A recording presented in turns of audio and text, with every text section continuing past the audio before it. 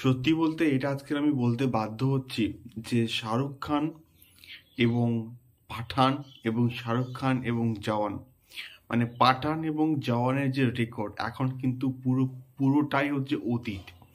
So hello guys, আমি Deep and welcome back to my channel Deep exclusive. So এখন আমি এই ভিডিওতে কথা বলবো ওয়ান অ্যান্ড অনলি ডাঙ্কিকে নিয়ে এবং ডাঙ্কির অ্যাডভান্স বুকিংকে নিয়ে, যেটা অলরেডি একটা মারাত্মক লেভেল এবং মারাত্মক পিকে কিন্তু পৌঁছে গিয়েছে। এবং আমি কেন এই কথাটা বললাম যে জওয়ান এবং পাঠানের রেকর্ড এখন অতীত, আমি কিন্তু ওটাকে এক্সপ্লেন করব এই ভিডিওর মধ্যে। সো বিষয়টা হচ্ছে এইটা, ডাঙ্কিকে নিয়ে একটা আলাদাই মানে এক্সাইটমেন্ট রয়েছে। তার একমাত্র কারণ হচ্ছে এটা রাজকুমার হিরানির একটা প্রজেক্ট, এবং রাজকুমার হিরানির একটা ট্র্যাক রেকর্ড আছে এবং শাহরুখ খানের একটা ট্র্যাক রেকর্ড আছে যে 2023 সালে শাহরুখ খান যেভাবে কামব্যাক করেছে পাঠান দিয়ে, যেভাবে জওয়ান দিয়ে, তো মানুষের মধ্যে একটা ভরসার সৃষ্টি হয়েছে শাহরুখ খানের প্রতি, এবং একটা আলাদাই একটা ফ্যান বেস রয়েছে শাহরুখ খানের। তো সেই জায়গা থেকে দাঁড়িয়ে অ্যাডভান্স যে বুকিংটা হচ্ছে ওটাও কিন্তু নেক্সট লেভেলে জাস্ট হচ্ছে, এটা আর বলতে আর কোনো দ্বিধা নেই বন্ধুরা। সো যে অ্যাডভান্স বুকিংটা হচ্ছে বা যা এখন অবস্থা, এখন রীতিমতো বুক মাই শোতে ট্রেন্ডিংয়ে আছে। এবং আমি যখন এই পার্টিকুলার ভিডিওটা বানাচ্ছি ঠিক সকাল 10টার দিকে, তখন দেখাচ্ছে বুক মাই শোতে, তোমরাও কিন্তু খুলে জাস্ট চেক করতে পারো যে 77.34K ticket book in last 24 hours. মানে জাস্ট ক্রেজটা দেখো শাহরুখ খানের।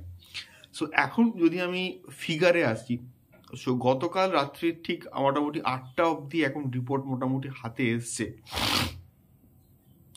সো গতকাল রাত্রির 8টা অবধি ডাঙ্কি পিভিআর এবং আইনক্স মিলে প্রায় 49,000 টিকিট কিন্তু সেল করেছে, এবং সিনেপলিসে প্রায় 11,000 টিকিট কিন্তু সেল করেছে। তো সব মিলিয়ে পিভিআর, আইনক্স এবং সিনেপলিস সব মিলিয়ে কিন্তু প্রায় 60,000 টিকিট কিন্তু সেল করেছে গতকাল, আমি বললাম ঠিক রাত্রির 8টা অবধি। এবারে এর মধ্যে না মুভি ম্যাক্স বলি বা মিরাজ বলি বা আমাদের SBF সিনেমাস বলি বা কোনো রকম সিঙ্গেল স্ক্রিন কিন্তু ইনক্লুডেড নেই, এবং এগুলো ইনক্লুড করলে কিন্তু প্রচুর হবে। এবং তাছাড়া SRK সিনেমার ক্ষেত্রে স্পট বুকিং হয় না এমনটা কিন্তু নেই। SRK যে কোনো প্রজেক্টের ক্ষেত্রে স্পট বুকিং একটা নেক্সট লেভেলে হয়, আমরা জওয়ানের ক্ষেত্রে দেখেছি। এবং জওয়ান আমি যখন সেকেন্ড টাইম দেখতে গেছিলাম জওয়ান, তখন একটা প্রচুর একটা বড় প্রায় 700 থেকে 800 মিটার একটা লম্বা লাইন আমি কিন্তু দিয়েছিলাম, এবং ওটা আমার দেখা একটা অবিশ্বাস্য একটা বিষয়পত্র। আমি কিন্তু জওয়ান, আমি যখন সিঙ্গেল স্ক্রিন এক্সপিরিয়েন্স শেয়ার করছিলাম তখন কিন্তু আমি বলেছিলাম যে জওয়ানের সিঙ্গেল স্ক্রিনে দেখার এক্সপিরিয়েন্সটা কি লেভেলের ছিল। তো এটাই হচ্ছে বিষয়পত্র, এবং আশা করা হচ্ছে যে হয়তো পাঠানের তো রেকর্ড ভাঙবেই, এবং অ্যানিমেলের থেকে অনেকটাই হচ্ছে এগিয়ে রয়েছে ডাঙ্কি। তো জওয়ানের রেকর্ডও কিন্তু ভাঙতে পারে, মানে জওয়ানের যে ডে ওয়ানের অ্যাডভান্স বুকিং তার রেকর্ডও কিন্তু ভাঙার ক্ষমতা অ্যাটলিস্ট রাখে ডাঙ্কি।